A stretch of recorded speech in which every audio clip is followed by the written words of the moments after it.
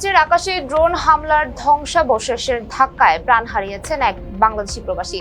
সংযুক্ত আরব আমিরাতের ফুজাইরা শহরে আল রিফা এলাকায় বুধবার সকালে মর্মান্তিক এই দুর্ঘটনা ঘটে।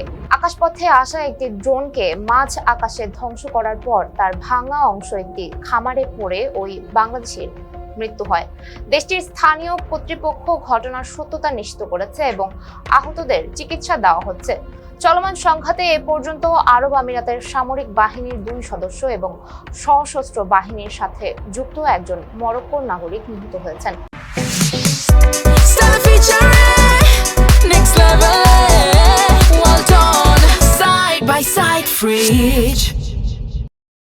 এছাড়া সাধারণ নাগরিকদের মাঝে পাকিস্তান, নেপাল, বাংলাদেশ, ফিলিস্তিন ও ভারতের অন্তত 8 জন প্রাণ হারিয়েছেন।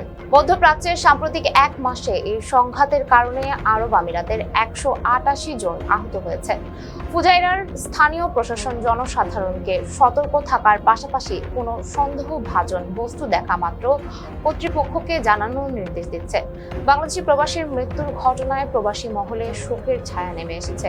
মরদেহ দেশে ফেরত আনার উদ্যোগ নেওয়া হয়েছে এবং মধ্যপ্রাচ্যের নিরাপত্তা ও অর্থনীতির চ্যালেঞ্জ এই অঞ্চলের জন্য ক্রমেই গুরুতর হয়ে উঠেছে।